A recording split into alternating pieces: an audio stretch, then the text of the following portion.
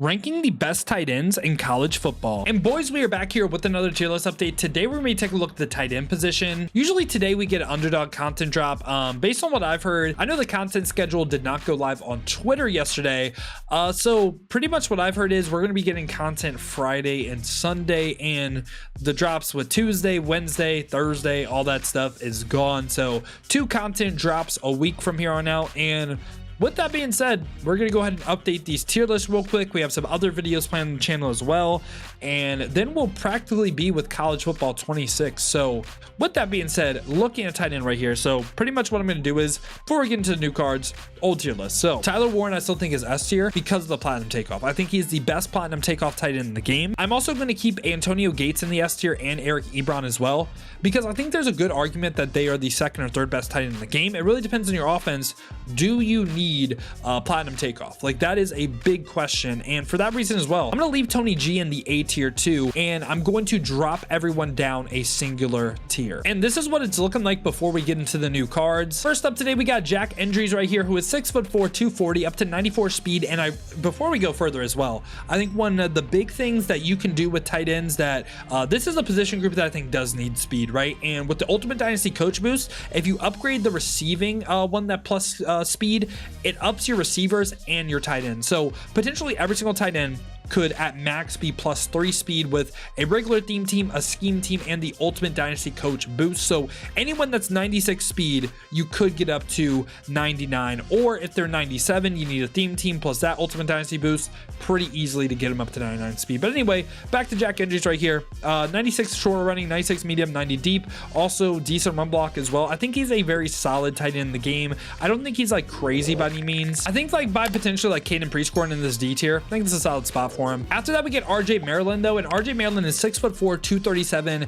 up to 92 speed, 95 acceleration. 92 speed at this point, you can make the argument, of course, speed isn't the end all be all, but at this point that is just simply too slow in my opinion. Also doesn't have great deep route running, which deep route running on the tight end is probably the one you need to prioritize the least, because how often are they on deep route really depends on your offense. A lot of times it's more like medium to short though, I would say, and you don't really need route running for a streak, right? And on top of that too, not really crazy after the catch. 88 run block is solid, but for me, I think this RJ Maryland card, he is going to be someone that I do place in the F tier. Now, I don't know if you guys know this, but EA actually loves Joshua Simon right here, so this is pretty funny to me. This has happened a little bit too much this year with content, but we'll get to it in a second. So Joshua Simon right here is 93 speed, 92 acceleration on this card, 6'4", 259, 95 short running, 90 medium, 86 deep. So pretty similar thoughts to what I said about the previous card, just not really great from a core rating standpoint, right? Also not great after the catch.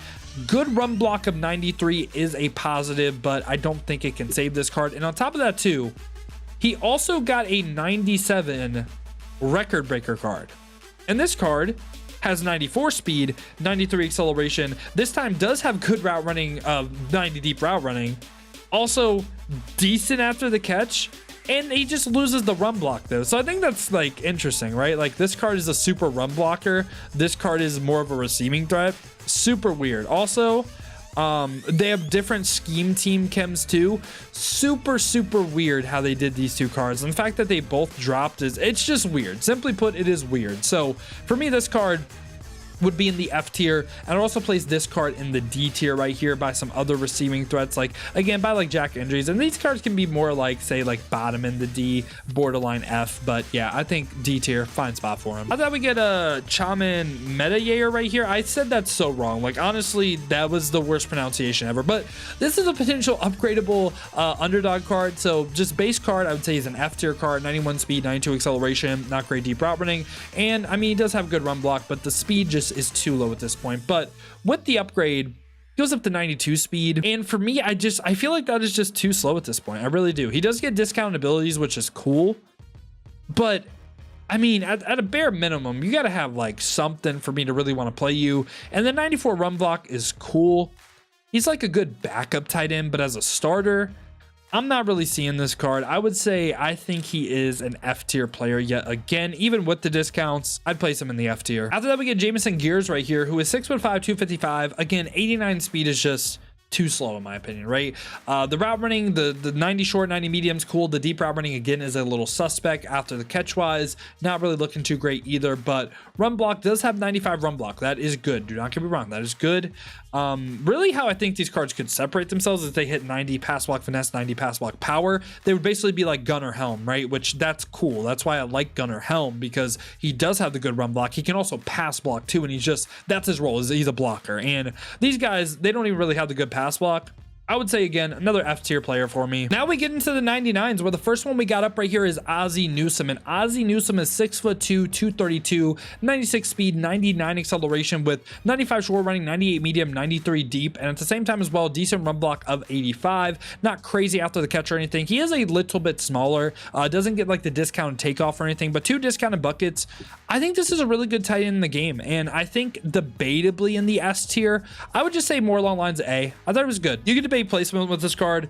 Can be argued higher or lower than like Decker and also Vince Brown, but I just think he's an A tier player. He's a good card. After that, we have Martellus Bennett as well. This is kind of like a little like I don't say opposite play style Ozzie Newsome, but this is a big body. He's 6'6", 277, 96 speed, 96 acceleration.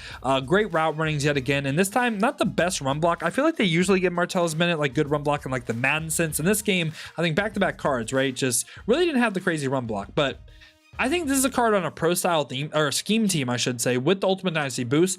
I think he is an S tier tight end. I think without all those boosts though, I think it's like top end of A, and I really do like the card. Don't get me wrong. Like I think he is amazing. Debatable, like honestly, if you don't run platinum takeoff on the tight end, debatably better than Antonio Gates and Eric Ebron. I don't hate that take at all. I think he's really, really good. It's just these guys get platinum takeoff, and I do think that is valuable. After that, we get Jeremy Shockey, and Jeremy Shockey is 97 speed, 96 acceleration. So going back to a point I made earlier, this is a card with the Ultimate Dynasty coach boost and a theme team, 99 speed. Love that, right? Great route runnings yet again, and even good run block of 91. Really, I guess the weakness is not great after the catch, but gets good discounts as well. Gets the sure hands for 2. I think this is a great tight end in the game, and for me, I think Jeremy Shockey is a player that is deserving of the S tier. And again, you can debate placement. Like, Jeremy Shockey could be your tight end 1. He could. It just is really dependent on, do you run takeoff on your tight end? I think this is the S tier tight end, and you can debate placement. Like, I think he can be argued number 1. I don't hate the take at all. After that, we get Harold Fannin, and Harold Fannin is 6'4", 230. You get this card for B&D potentially, and the rewriting the book's objectives, the page set that contains this card, James Conner, Gerard Hollyman, Warren Sapp, and Sauce Gardner. So, in my opinion, this card, he's not a bad card objectively, okay? I just think Sauce Gardner, Gerard Hollyman, and even Warren Sapp are the 3 clear choices. I think James Conner and this card are kind of a waste. And I don't think this card's bad. I don't think James Conner's bad either. I just think the value of Hollyman, Sauce, or even Warren Sapp is better than this card right here. And he does have 96 speed, 95 acceleration, good route runnings across the board, also good run block. Like, he is a good card. Do not get me wrong. Good card.